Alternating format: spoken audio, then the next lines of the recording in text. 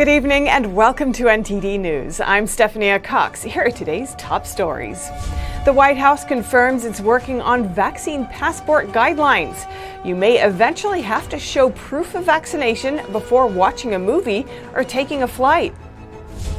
The Biden administration is calling for help as unaccompanied young immigrants continue to flood the southern border. And former President Trump says he'll soon visit the region. President Biden responds. Armed Antifa members clashed with Rally-Goers at Oregon's Capitol building. The state has been dealing with ongoing violence from the far-left group since last May. Executive orders on gun control are just around the corner, but gun owners doubt their effectiveness. Some suggest tighter measures might not have prevented the Colorado shooting. President Biden's global summit on climate change is just weeks away. Leaders of China and Russia are invited. Biden's administration deems farming reforms crucial to meeting their climate goals, and some Wisconsin farmers are now saying they want part of the conversation.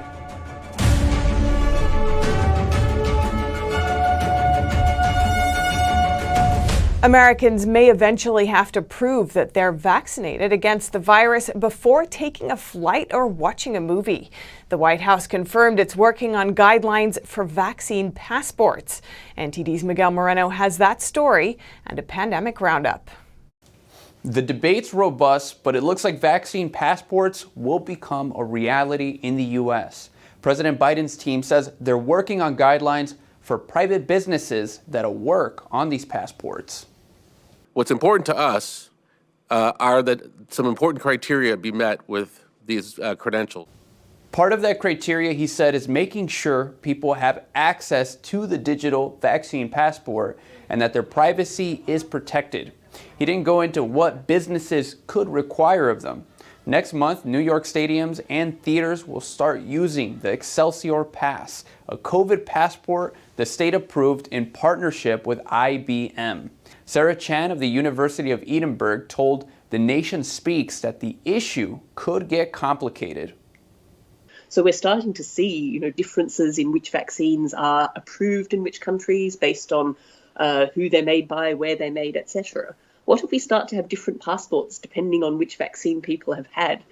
So really here we're talking about creating new categories of global disadvantage. We're turning people into second and third class biocitizens, and I think that's deeply, deeply concerning.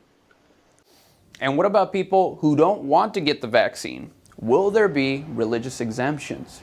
Will states in the U.S. force businesses to use the passport?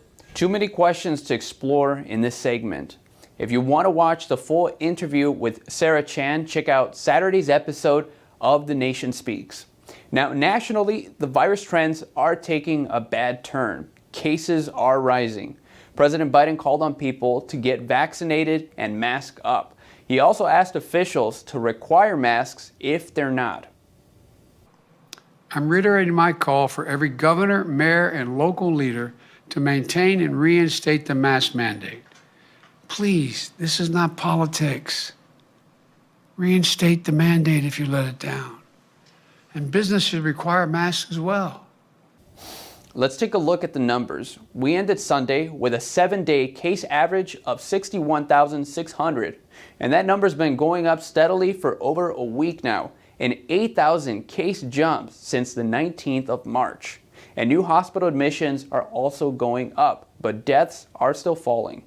Now, I do want to take a look at Texas. It sounds like Biden's putting a lot of faith in these masks and asked officials to reinstate their mask mandates.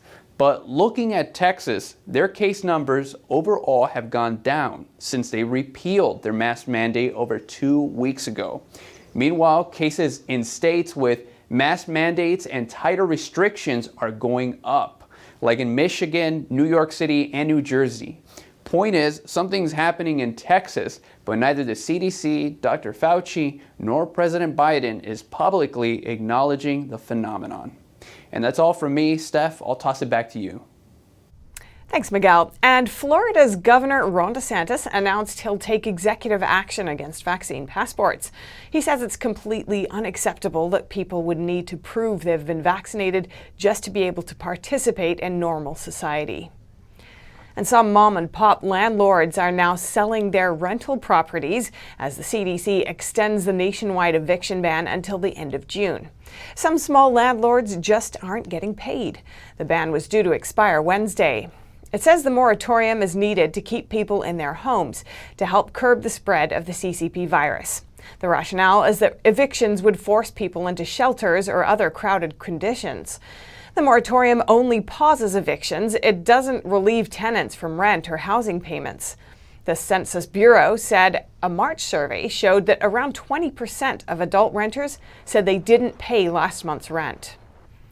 As unaccompanied migrant children continue to flood the border, the Biden administration is calling for help. And internal documents reveal that the number of sex offenders being apprehended at the border has hit a 5-year record. NTD's Grace Coulter has the update. As the influx of unaccompanied minors at the border continues to surge, the Biden administration is asking for volunteers to help deal with it. A memo issued Thursday shows the administration asking federal employees to volunteer for up to 120 days. As of March 23rd, over 16,500 unaccompanied minors are in the care of federal agencies. And according to documents leaked to Axios, the administration projects the number of unaccompanied children crossing the border could rise from about 16,000 this month to as many as 26,000 in September. This Breitbart video shows 4 unaccompanied children making their way across the border. The youngest child only 9 years old, 3 traveling from Honduras and 1 from Belize. Honduras, ¿cuántos años tienen? 14 and 9. Ok. ¿Y a dónde van ahorita? ¿Se van a entregar? Yes, we're gonna. One 17-year-old boy was also with the group. The migrant children said they began their long treks alone and met each other along the way.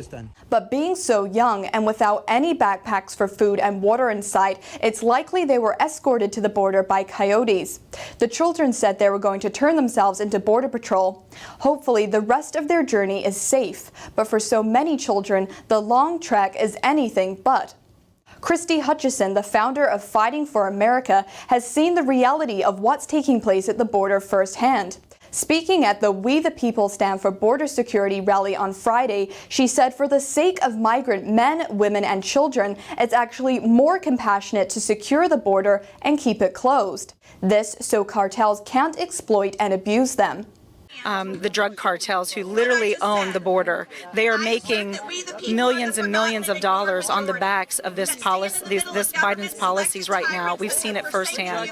They're using these little kids to bring drugs in, fentanyl and stuff. That's part of the passage. And if they don't do so, then they threaten their families. And they say, if you don't do this, we're going to kill your families. Where's the humanity in that? And 2 human traffickers, also known as Coyotes, tell Spanish language network Univision that business is booming, and it's because of President Biden's policies. Nosotros nada más venimos para ganarnos el pan de cada día como los demás. La verdad sí hay demasiada gente, créanme que ahora con el beneficio que les está dando su nuevo presidente, la gente se animó más a venir. An internal DHS documents obtained by undercover journalist nonprofit Project Veritas shows Border Patrol encounters with criminal alien sex offenders are at a 5-year high. The documents say this is likely due to the pandemic.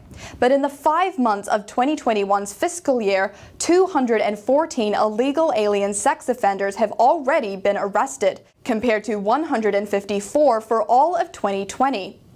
And former President Donald Trump says he will soon visit the border. During an interview with Fox News' Justice with Judge Jeanine, Trump said many border officials have asked him to visit. Over the next couple of weeks, the Border Patrol wants me to go, probably over the next couple of weeks. Trump added that President Biden is the one that should be visiting the border, since he makes the decisions. During his first press conference last week, Biden said he will visit the border at some stage, but didn't set a time frame. Back to you, Steph. Thanks, Grace. And Biden has responded to the news of Trump's trip to the border. Biden told reporters that his administration is putting in place a plan he feels very confident about. He also said he doesn't care what the other guy does, referring to Trump. And armed members of the far-left group Antifa clashed with passing-by drivers and counter-protesters at Oregon's Capitol this Sunday. The state has been grappling with violence and rioting for 10 months. NTD's Christina Kim reports. A group of heavily armed protesters showed up this Sunday with weapons such as guns and bats to Oregon State Capitol in Salem. Footage and images show members of the anarcho-communist group Antifa assaulting those with pro-Trump and pro-law enforcement flags driving by the Salem Capitol. Most of the people wore all-black clothing and items to obscure their faces from being identified by law enforcement. Some flew Antifa flags. Antifa members reportedly planned to counter an Oregon Freedom Rally that took place on the same day. Despite law enforcement efforts to keep these two groups apart, they ended up clashing. Antifa members reportedly threw objects like rocks and paint-filled balloons at a number of cars driving by, breaking some of the vehicle's windows. Author Andy No, who regularly reports on Antifa activity, posted a scene from the riots on his Twitter page. You can see one car with severe damage after a large tree limb was thrown through the front window. Other footage on social media shows a man reportedly surrounded by many protesters in all black. When he draws his gun out, he's almost immediately detained by police. He wasn't booked into the correctional facility and was later released. Oregon State police officers and local officers responded to the scene and declared the gathering an unlawful assembly. 3 people were arrested afterwards, but a bail fund said it coordinated with the Salem Antifa chapter to pay for bail for 2 of the people. Christina Kim, NTD News.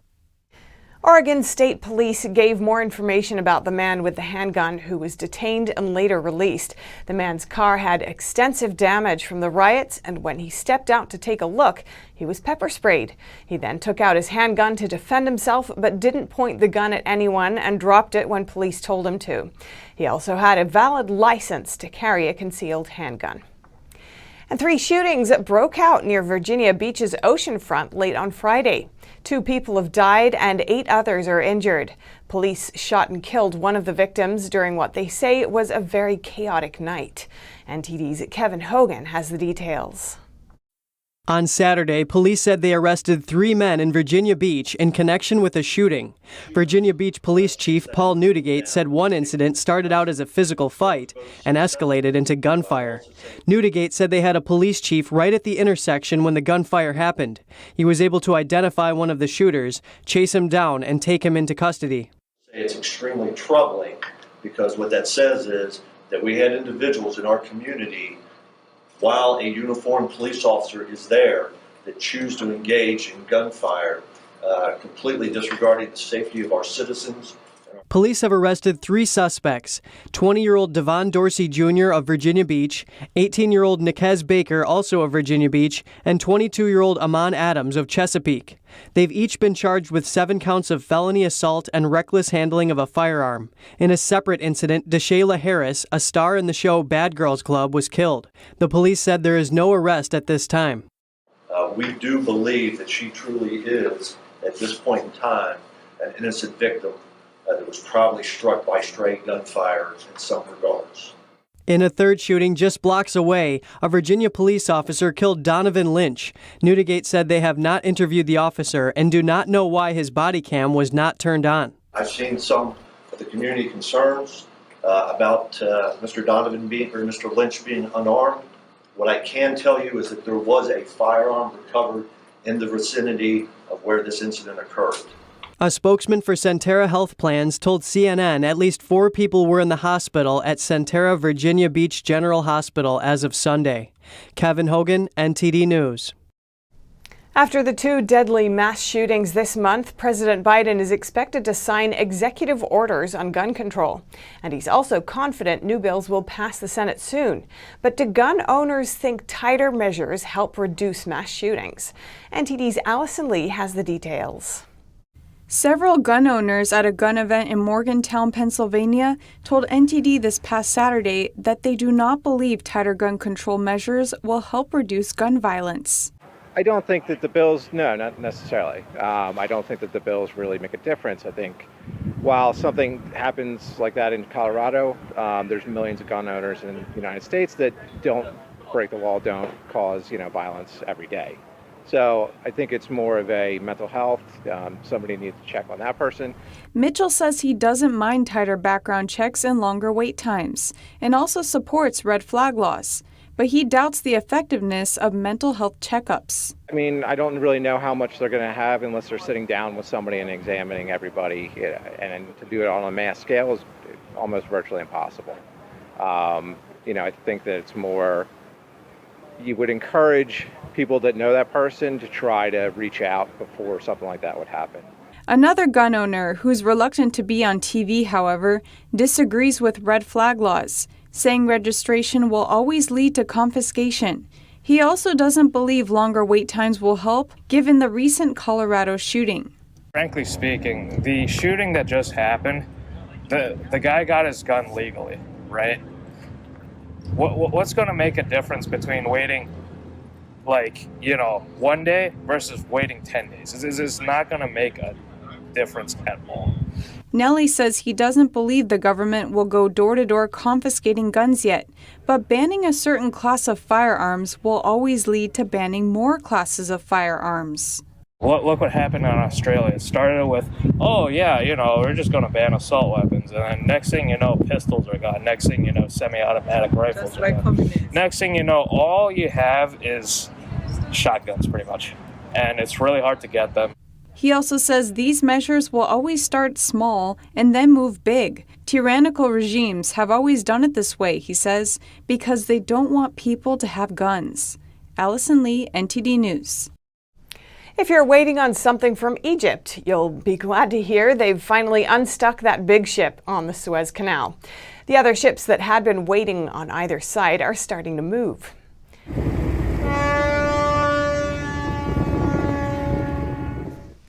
Tugboats sounding off their horns in jubilation after the huge container ship is freed.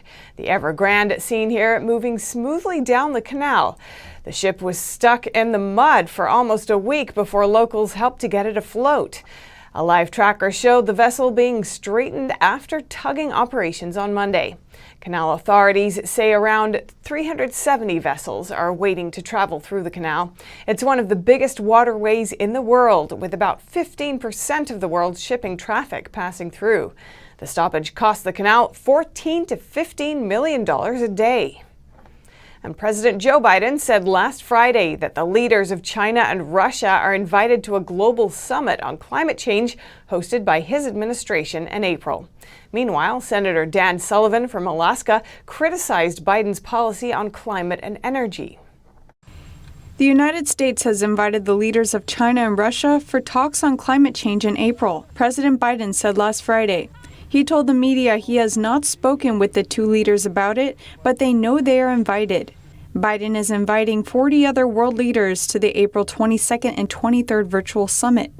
The United States officially rejoined the Paris Accord in February. The April summit is part of Biden's effort to elevate climate change as a top priority. He also seeks Beijing's cooperation on it. This completely reversed former President Trump's policy on climate and energy and drew a lot of critics from conservatives and energy experts. You're starting to see in the Biden administration to unilaterally restrict American energy production makes zero sense for jobs, for the environment, for our foreign policy and national security. Senator Sullivan said last week that the U.S. is an energy superpower and has the highest standard of energy production in the world.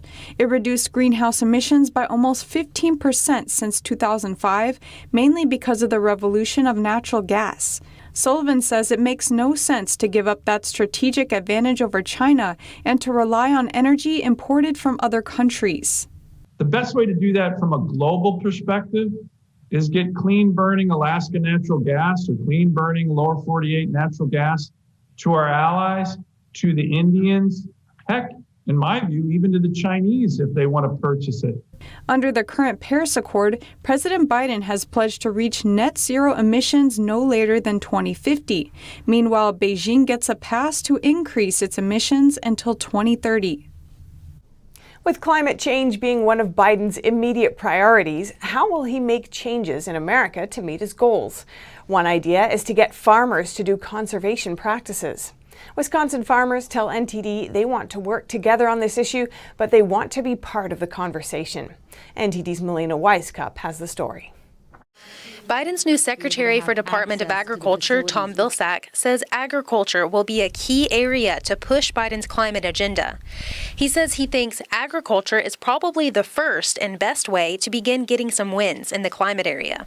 One idea is to have more farmers practice conservation farming. That means farmers will use techniques like no-tilling and cover crops. I think that it would help tremendously if the governments were looking at conservation practices.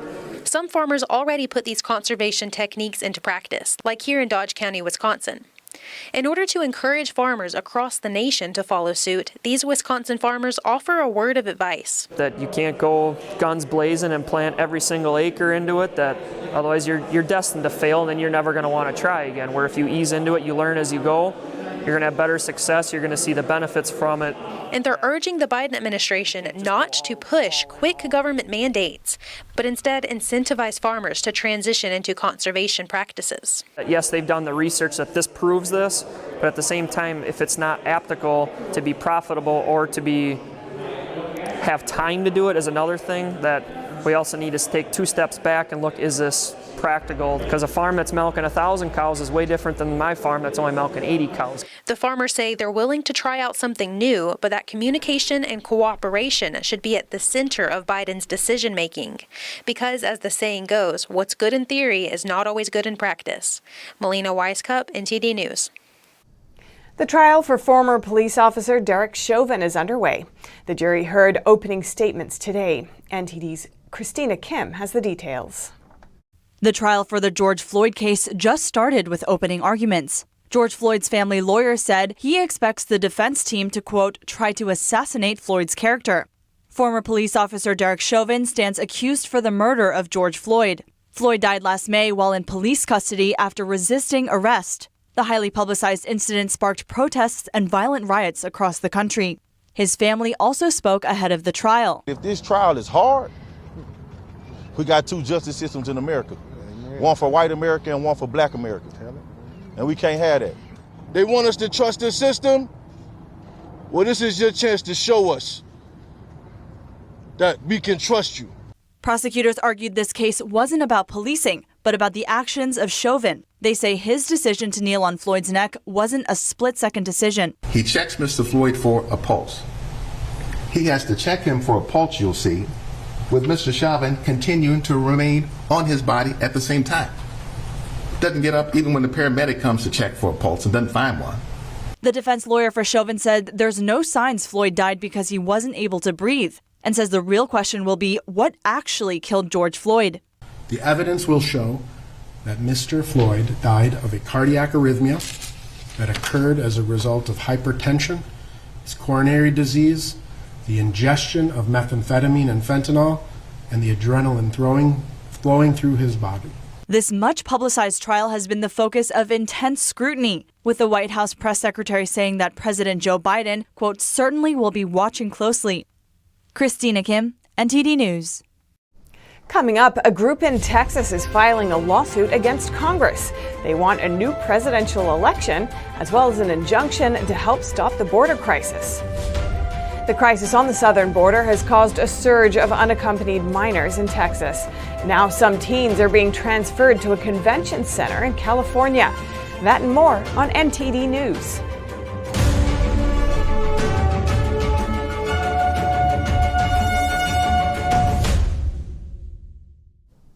One lawyer in Texas is filing a lawsuit against all members of Congress. They're asking for a new presidential election and an injunction on the current administration.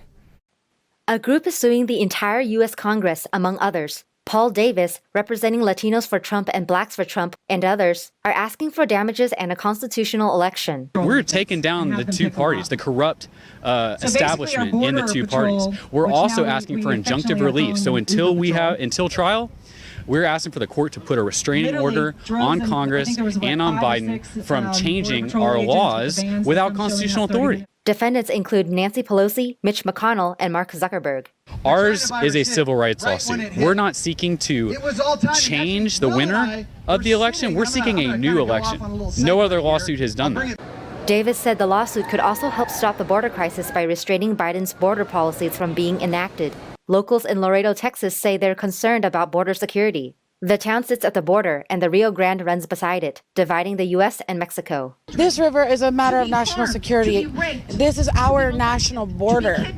Jen Lowe, president of Texans United for America, said an organization that's against the wall claims that building the wall would pollute the river. Well, what we would like to know is, if you're so upset about the river being polluted, and that's your whole basis for not wanting to build a wall, then why are you not calling Mexico out for dumping tons and tons of sewage into the Rio Grande River every single day?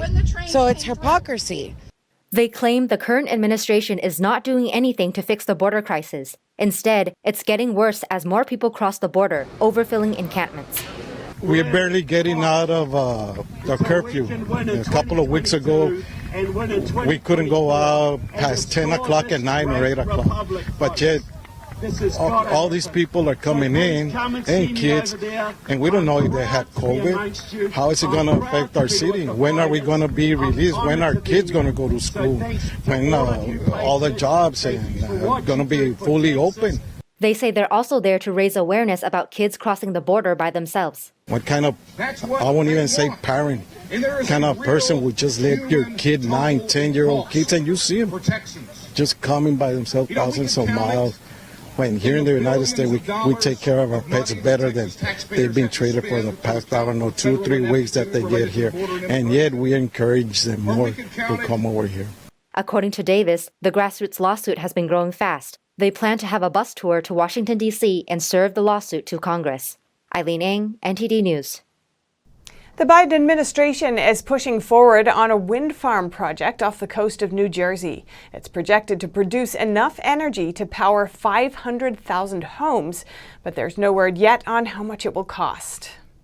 The president recognizes that a thriving offshore wind industry will drive new jobs and economic opportunity up and down the Atlantic coast, in the Gulf of Mexico, and in Pacific waters. It will also generate enough power to meet the demand of more than 10 million American homes and avoid 78 million metric tons of carbon emissions. Biden wants offshore wind production to power more than 10 million homes by 2030. Other offshore wind projects in development include one off the coast of Long Island, New York, and another off the coast of Massachusetts. But fishing groups from Maine to Florida worry the wind projects could make large parts of the ocean off limits for fishing. And coming up, major Chinese sports associations are in a dilemma. If they boycott Nike, they risk losing multi-million-dollar contracts. But if they don't boycott Nike, they risk angering Chinese fans. And Communist China and Iran sign a 25-year agreement to strengthen their alliance. Beijing agrees to safeguard the 2015 Iran nuclear deal, and Tehran urges the U.S. to remove sanctions in order to restart talks. That and more on NTD News.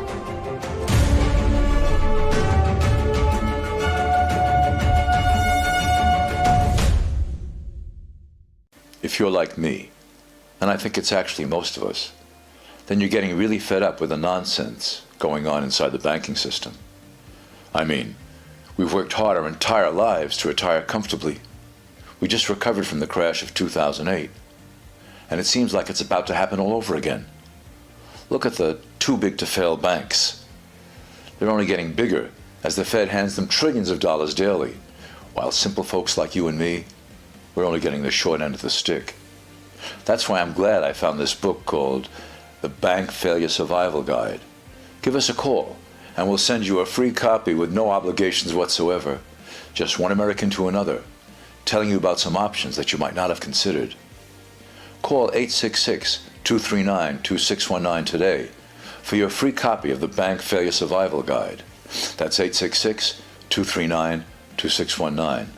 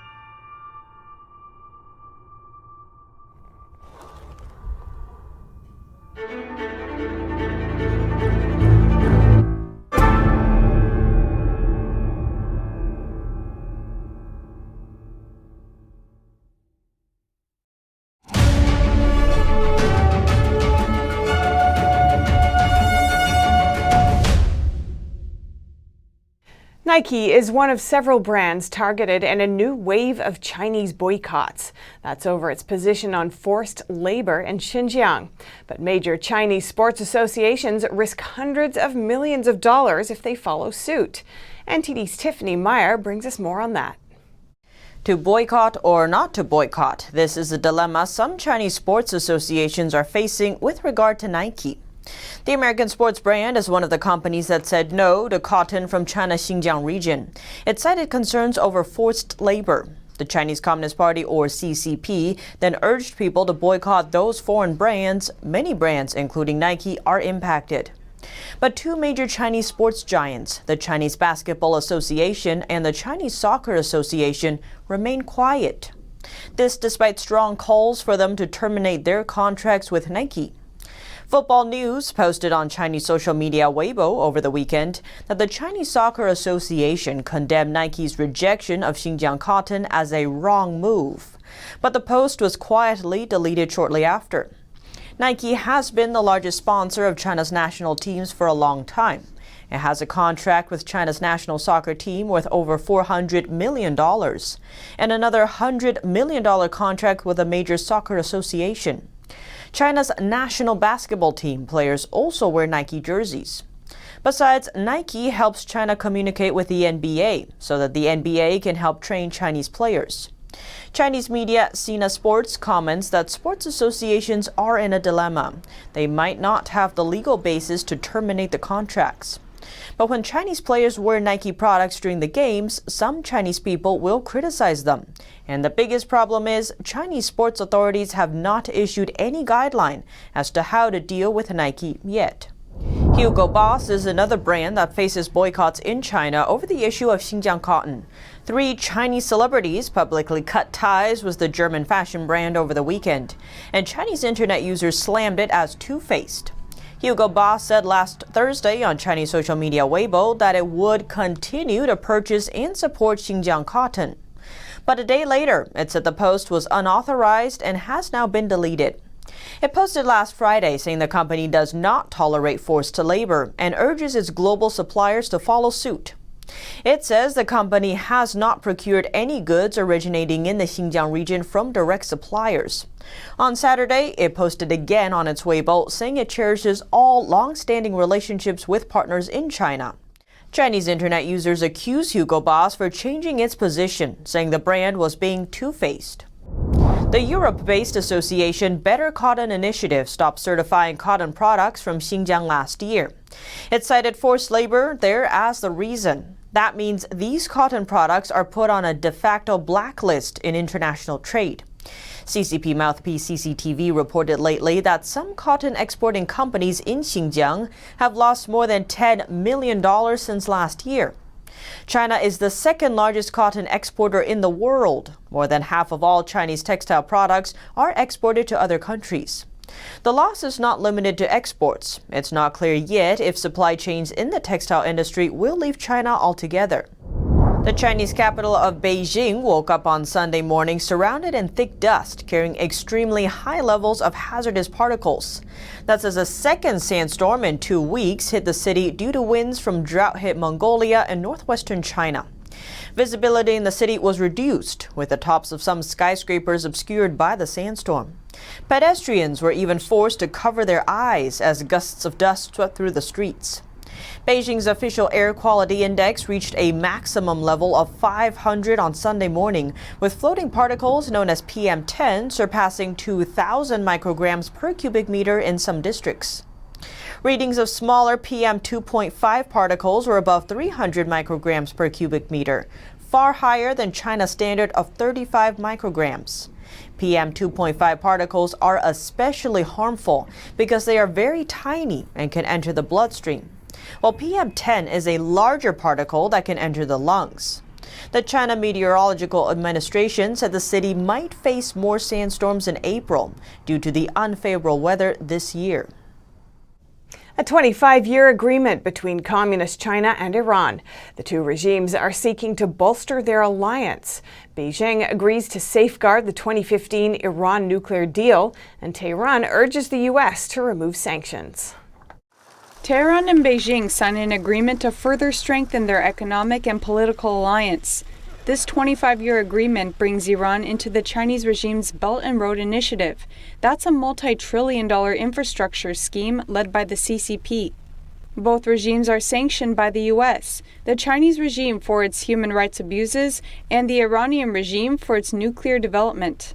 The Chinese foreign minister said before the signing ceremony, "Our relations with Iran will not be affected by the current situation, but will be permanent and strategic." The Iranian Commerce Ministry said days before that Beijing will also safeguard the 2015 Iran nuclear deal and the interests of their alliance.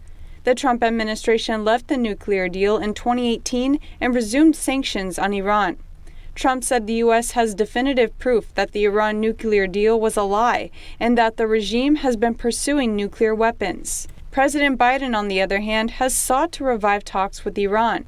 But Tehran wants the current U.S. administration to remove sanctions first in order to resume any negotiations. Beijing praised Biden for his willingness to restart talks, saying, "Under the new administration, the Americans want to reconsider their policy and return to the nuclear accord, and China welcomes their move." Wen Hui, NTD News. Still to come, your morning cup of joe might soon cost you more. Coffee supply is at least at a 6-year low in the U.S. What's behind the shortage?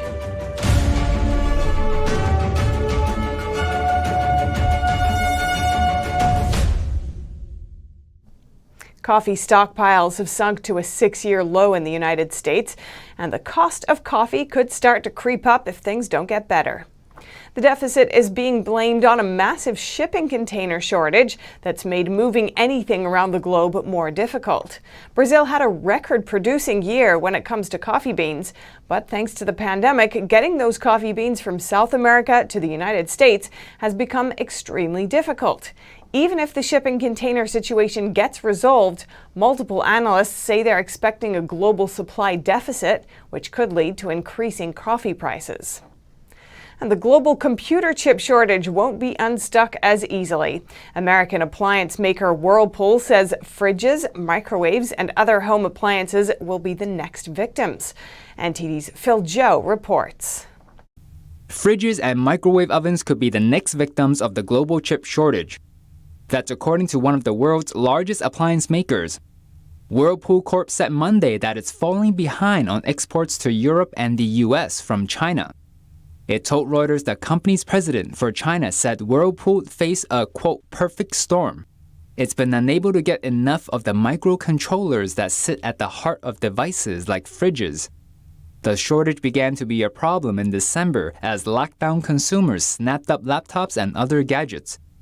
Chip makers have since prioritized clients like smartphone makers, who buy more expensive silicon. Car firms were the first victims, forced to wait in line for the relatively low-end chips they need. On Monday, Hyundai Motors said it would suspend output at one plant due to a lack of semiconductors. Last week, Honda and General Motors both had to extend existing production cuts. Now it seems appliances are next to suffer, and it's not just Whirlpool. One Chinese maker told Reuters Monday that it too had suffered delays due to the shortage. Another said the silicon drought had forced it to test alternative chips to see if they could replace its usual parts. Phil Zhou, NTD News. Coming up, outdoor meetups and sports resume in the UK just as the weather is warming up. We ask locals about the loosening restrictions. And stunning footage from a volcano in Iceland. Flowing out fountains of molten rock attract thousands of visitors. That and more in just a moment on NTD News.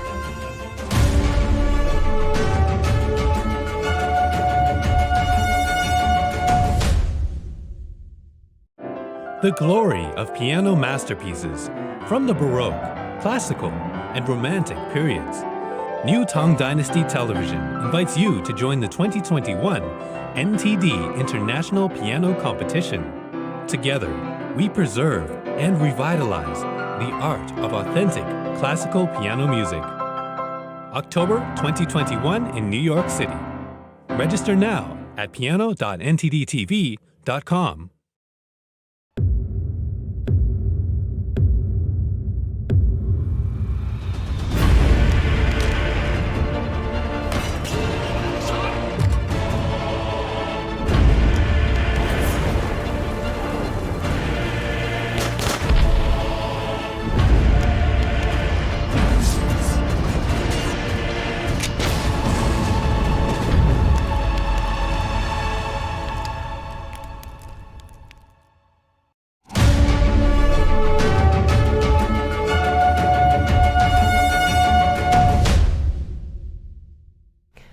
stay-at-home order comes to an end in England as outdoor meetups and sports resume. It's part of the UK Prime Minister's cautious path out of lockdown. NTD's Jane Werrell reports. The latest easing of England's lockdown measures mean that outdoor sports, including tennis, golf and outdoor swimming, is back on. Groups of 6 can now meet outdoors, or 2 household bubbles can meet. Scenes from golfers in Sheffield keen for an early start, with everyone glad to be back. How would you describe it? Just happiness, really. Everyone's smiling, everyone's got a happy story, and they're pleased to see you and pleased to see each other. We have a family feel at this golf club, so it's like seeing long lost friends after 20 years, it feels like. Yeah, it's really, really good. The Prime Minister, though, is urging caution, with cases rising in mainland Europe and new variants that could put the vaccine rollout at risk. With an easing of restrictions comes a warm weather forecast over the next few days for much of the country. It's welcome news for these swimmers, up early for a dip in the Lido in southeast London. I've really missed it a lot, so I suppose I'm really happy now I'm back. I literally didn't sleep last night because I was so excited. I'm normally a pretty optimistic sort of guy, but even I've been waking up in the morning feeling pretty glum, not been able to come here. So yeah, it's the start of something new, hopefully. Start of a fresh start now. Tennis players have also flocked back to the courts. I think because tennis is one of the few sports that can actually be played kind of in a safe but also organised environment, we are getting so many applications. So there's currently about a 5 to 6 years waiting period if you want to become a full member. The next set of restrictions will be lifted at the earliest on April the 12th, when pub gardens and outdoor dining reopen and we can get that much needed haircut. The easing of England's rules comes as Wales dropped its Stay Local slogan on Saturday. Scotland and Northern Ireland will follow, with similar relaxations in their rules in the coming days. Jane Werrell, NTD News, London. And it seems French people know how to have a good time even when times are tough. The French are eating more cheese. Sales of cheese are up since the pandemic first began. One way to beat the lockdown blues? More cheese. That's the French way, at least, as sales in the country soared by more than 8% in 2020, compared with just 2% the year before, with shuttered restaurants leaving French shoppers salivating more than ever for their beloved Brie, Camembert and Roquefort, just to name a few. Véronique Richer-Larouge is president of France's Local Cheeses Association. The French maintained and even compensated in a way for the lack of sales in restaurants by their high consumption, higher than usual. For example, we see that for goat cheese, consumption is up by 32%. Camembert is up 2%. Comté is up 8%. Raclette, a winter favorite served melted with potatoes and meats, jumped 12%. Even sales of mozzarella, a southern Italian cheese, rose by 21%. Augustin Denou is owner of a cheese shop in Boulogne-Billancourt, France. In our little way, we've helped prevent people from being completely gloomy.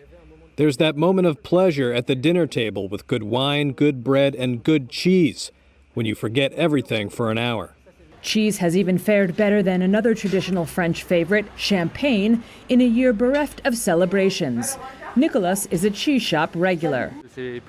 This is typically one of the pleasures we still have access to, with an unimaginable diversity just like wine. You only need to see the display here. It takes you on a journey. A broad selection is key, especially with Saturday being France's National Cheese Day.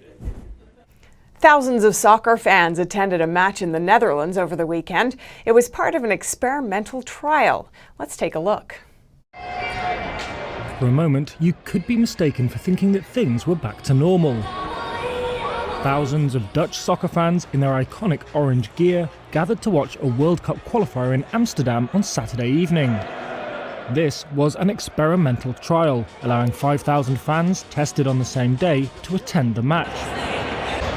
There was one major way in which this match was different from games gone by. Overseeing the clash between the Netherlands and Latvia was Stephanie Frappart. In doing so, she became the first female head referee to officiate a men's World Cup qualifier game. With a capacity of over 55,000, the crowds at the stadium were a fraction of what they could be. But Gijs de Jong, head of the Royal Dutch Football Association, said he hopes attendance can rise to 50% in time for the delayed Euro 2020 tournament in the summer. I think this is the future, but only for a limited amount of time. So hopefully this fills the gap between now and the moment we're all vaccinated, so probably in September or something, so for the coming 3-4 months. For the Dutch fans on Saturday, a positive outcome. The Netherlands won 2-0 to get their World Cup qualifying hopes back on track after a shock loss to Turkey on Wednesday. Washington, D.C.'s famous cherry blossoms have reached peak bloom. Officials are urging the public to see flowering trees virtually, and visitors say they feel lucky to be there in person.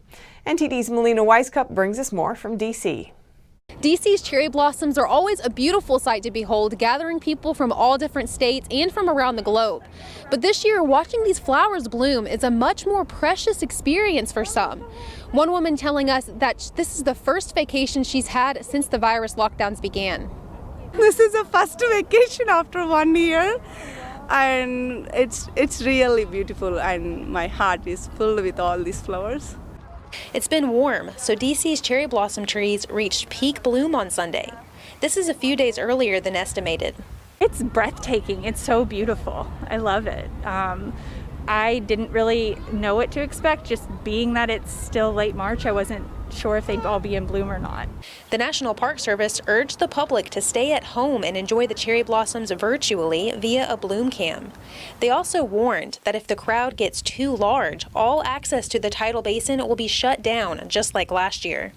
Visitors still come in person, taking full advantage of this annual event while they can. After all, seeing with your own eyes is an experience hard to put in words.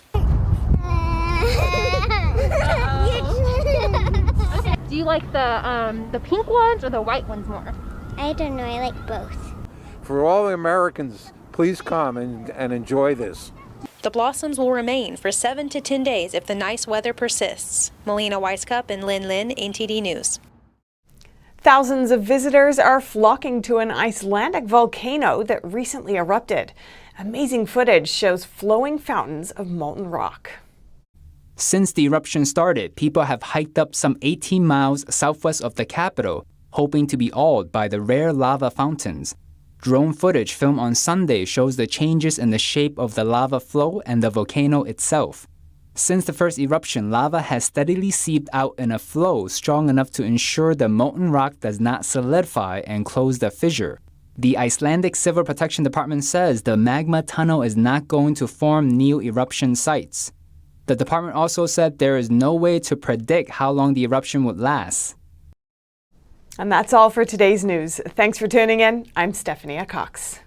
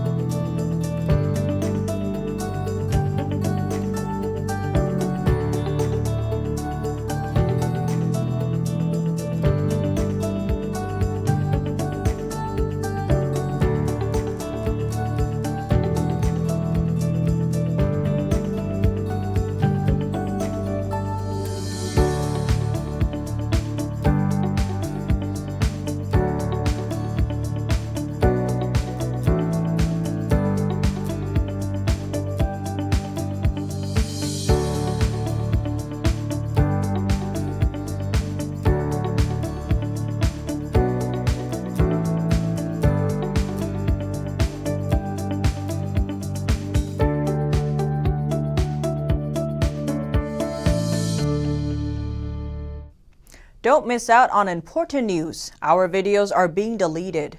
So if you don't want to be cut off from honest news, take a moment to sign up for our newsletter at newsletter.ntd.com so you don't lose access to NTD. Go to newsletter.ntd.com to sign up for our evening newsletter.